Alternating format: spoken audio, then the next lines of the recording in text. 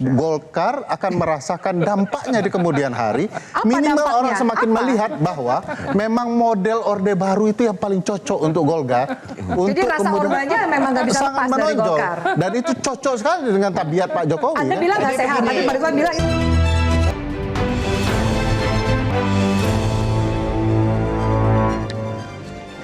baik, Pak Ridwan silahkan sampaikan ini. Jadi oke, arahnya bahwa ketumnya menurut Anda Pak Jokowi. Tapi itu akan jadi serba salah loh, karena mungkin opini yang disampaikan oleh Mas Ferry adanya kekuasaan untuk meng-hijack atau membajak kursi ketum Golkar dengan cara kekuasaan itu kan nggak baik lah gitu. Gimana nggak baiknya? Pak JK jadi ketua umum, siapa yang laksanakan? Ya kita tadi tuh, jangan kemudian aturan disesuaikan dengan Di mana-mana pembajakan itu pasti tidak boleh. Bukan. Loh, makanya saya di Partai Golkar itu hal yang biasa. Dibajak. Bukan dibajak melalui proses demokrasi. Tapi orang Golkar semuanya ngerti. Oh, maunya Bukannya itu. proses demokrasinya Desember. Tunggu aja lah. Nggak ada. Desember. Anda makanya harus tahu sejarah Golkar. Ya. Golkar itu Oktober, nggak ada Desember. Sejak Orde Baru itu Oktober, Munas setelah terpilih ketua umum, maka hari ulang tahun Golkar 20 Oktober Presiden dilantik. Ya. Pak Soeharto. Bareng lah intinya Nah, gitu kan. setelah itu Pak Harto turun, terjadilah Munaslup. Akbar Tanjung terpilih tahun 98. Tahu Akbar Tanjung 98 terpilih? Siapa yang dukung? Kekuasaan juga. Lawannya siapa waktu itu? Panglima Abri. Mantan Panglima. Mantan Panglima. Siapa namanya? Edi Sudrajat. Sudrajat. Tetapi Akbar Tanjung didukung oleh namanya B.J. Habibie. Menanglah Pak Akbar Tanjung. Nah, Pak Ridwan, tapi kalau dari ceritanya Pak Ridwan, sebentar. itu kan penguasa nggak nunjuk diri dia sendiri loh jadi ketum Golkar, menunjuk orang lain Siapa? gitu. Tadi kalau dari ceritanya kan, misalnya SBY melirik Pak JK jadi ya kan, Pak Akbar Tanjung dilirik oleh Pak Harto. Iya. Kan Pak Harto nggak menunjuk diri, melirik dirinya sendiri. Kan kalau Anda bilang Ya, kan Pak Golkar, Jokowi gitu Pak misalnya Harto kan nggak kayak perlu nunjuk lagi karena dia ketua Dewan Pembina. ya, dia kan bentar, mokon dia. gimana Bapak Dari? Jadi sebentar, Maksudnya terus apa? tadi yang tadi Oktober. Ya. Setelah itu Akbar Tanjung Akbar Tanjung digeser. Munas itu tadi saya Namanya menjawab. Oktober besok apa? Munaslup kan? Munas biasa. Desember. Tidak ada loop. Enggak, Oktober. Oh, Iya. Oktober. Munas Munas biasa, biasa. berjadwal. Begini. Munaslup Begini, Pak itu Ferry. apabila Kan Desember. teman dia kita di Golkar sebentar. sendiri, Dia Doli itu Kurnia tidak sudah ada mengatakan, munaslup kalau dia dalam ketua masa umum prosesnya. berhalangan, Iya. Ya. kalau misalnya masalah hukum, lalu mengundurkan diri, otomatis terbitlah hilalnya yang namanya munaslup Munaslup. itu. Jadi Jadi itu mekanismenya strateginya sudah ya, munaslup. memastikan Jadi- mundur sebelum jadwal dan memastikan maju Maju hingga sebelum Oktober. Ya itulah pembajakan. Hanya diputus, tidak ada pembajakan, diputuskan oleh Rapim. Jadi nanti ini akan ada setelah PLT akan Ya. ada Rapimnas. Ya. Apakah Rapimnas itu menyetujui dilaksanakan Agustus ini atau Desember? Oke. Ya itu Tidak ada mungkin pembajakan. bukan pembajakan, Pak Ferry. Bukan, Kalau di itu. Golkar itu kenakalan remaja. Nah, terus Begal dong. Oke, baik. Jadi, Kalau Oke, ini kalau di baik. Keliti Golkar, nih, keliti. kalau di Golkar namanya mekanisme internal. Mekanisme jadi internal, ya. di Oktober digeser ke Desember. Desember. Sekarang Desember Maju lagi ke Agustus. Oktober. Oke. Udah kebayang kalau siapa yang akan menjadi yang akan berkompetisi mencoba mendapatkan kursi ketum? Ya sudah ada kan ada orang dalam, ada orang luar kan. Oke, jadi terbuka juga Tapi untuk orang seharusnya luar. kan wakil ketua umum yang naik kan. Ada 11 orang itu. Untuk PLT, Yang harusnya naik. bukan PLT. Untuk PLT bisa.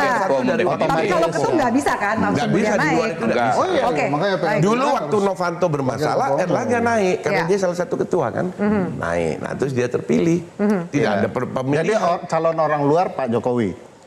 Maka terjadilah saya switching itu. memunculkan juga yang namanya Jenderal Purnawirawan Dudung Abdurrahman.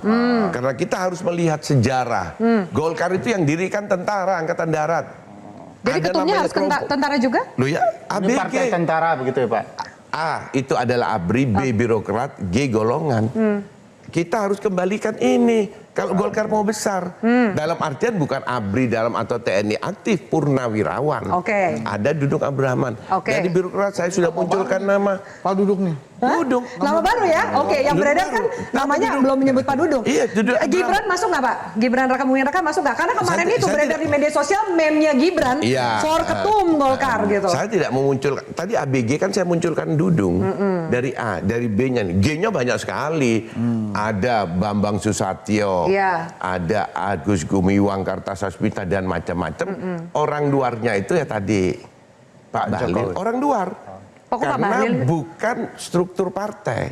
Oh, jadi Pak Bahlil tuh nggak luar dihitung itu orang Golkar nih?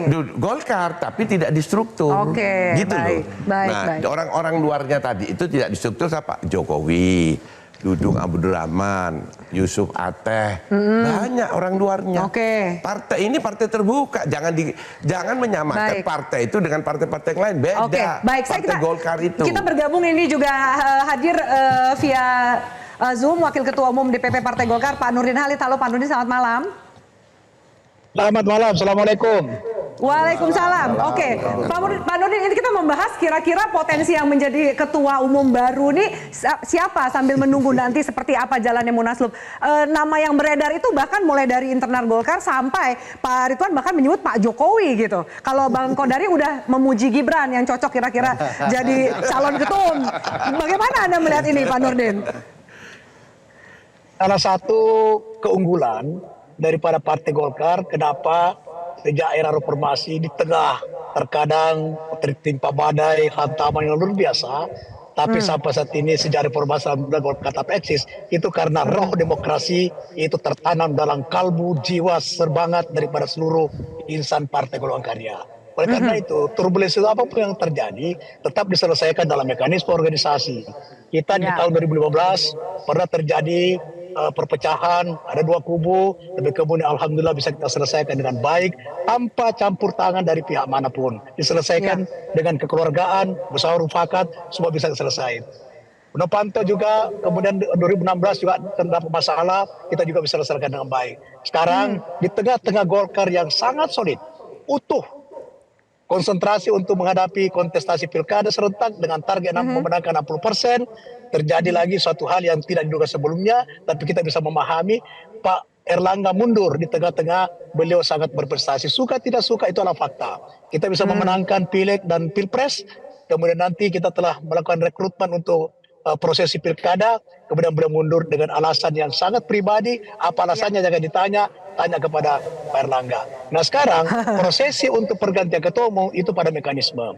Pasal 39 Anggaran Dasar Ayat 3 mengatakan Munas luar biasa yang fungsinya sama dengan Munas. Maka karena ini mengundurkan diri, maka harus kita lakukan Munas luar biasa. Munas luar biasa ini bisa kita lakukan di bulan ini, bisa September, bisa Oktober, bisa Desember. Tapi kenapa namanya Munas biasa? Karena ketua umum mengundurkan diri. Jadi bukan Munas biasa. Tapi fungsi dan kewenangan Munas luar biasa itu adalah sama dengan Munas biasa. Nah pertanyaannya, siapa kemudian menjadi ketua umum? Siapapun kader Partai Golkar punya hak, punya ruang, punya kesempatan untuk menjadi calon ketua umum. Kalau ada yang mencalonkan Pak Gibran itu biasa saja. Golkar itu partai terbuka, partai yang sangat demokratis, dan itu Golkar kenapa eksis? Karena rohnya adalah roh demokrasi. Jadi insya Allah pada tanggal besok malam kita akan rapat pleno menetapkan PLT Ketua Umum, kemudian PLT Ketua Umum memimpin rapat pleno untuk menetapkan jadwal Munas, Rapimnas dulu, karena untuk memutuskan Munas luar biasa itu harus melalui Rapimnas, itu sesuai dengan Anggaran Dasar, Anggaran Rumah Tangga pasal 39. Itu mekanisme daripada proses penggantian di DPP Partai Golkar. Kata kuncinya adalah partai terbuka, Mas Ferry. Jadi nggak harus kader juga. Seterbuka apapun, ini. Mbak Afi, seterbuka apapun partai harus profesional. Tetap terbuka, tetapi tidak sembarang kader. Tetap harus pada mengikuti mekanisme persyaratan yang ditentukan dalam Anggaran Dasar dan Rumah Tangga. Misalnya sekarang disebut-sebut Pak Bahlil. Pak Bahlil bukan orang luar. Itu adalah kader partai yang memenuhi syarat untuk ikut berkompetisi, itu contohnya. Nah, tapi kalau tadi ada Pak Jokowi dan Gibran gimana, Pak Nurdin? Itu jauh. Kalau Pak Jokowi tidak masuk radar, Gibran tidak masuk radar. Karena Pak Jokowi, Golkar diuntungkan kalau beliau mau jadi ketua umum Golkar, diuntungkan sebetulnya. Golkar butuh beliau, tetapi Anggaran Dasar tidak memenuhi syarat untuk beliau. Nah, tapi jangan lupa, Munas adalah forum pengambilan tertinggi dalam proses pengambilan keputusan. Bisa saja Munas merubah aturan Mengubah untuk ADART. itu bisa saja. Dan itu dinamika politik seperti itu biasa itu. Semua pakar di tengah-tengah kita hidup demokrasi kita multi partai itu paham tentang hal-hal tersebut itu. Jadi bisa ada kemungkinan ngubah ADART, Mas Heri, karena partai terbuka. Satu, Ya. bagaimanapun Iya. Partai Golkar tentu partai profesional. Mana ada partai profesional mengganti ketua umumnya menjelang helat penting namanya pilkada. Itu sebabnya rencananya Desember, sudah dimatangkan itu. Nah, mana ada rencana mengubah sesuatu termasuk ADART untuk memberikan jalan siapa-siapa yang akan menguntungkan partai demi penghalalan ruang politik. Dan bagi saya itu tidak sehat bagi Golkar. Golkar akan merasakan dampaknya di kemudian hari. Minimal dampaknya? orang semakin Apa? melihat bahwa memang model Orde Baru itu yang paling cocok untuk Golkar. Jadi rasa Ordanya memang nggak bisa sangat lepas dari menonjol. Golkar. Dan itu cocok sekali dengan tabiat Pak Jokowi. Anda ya. bilang nggak sehat, tapi Pak Ridwan bilang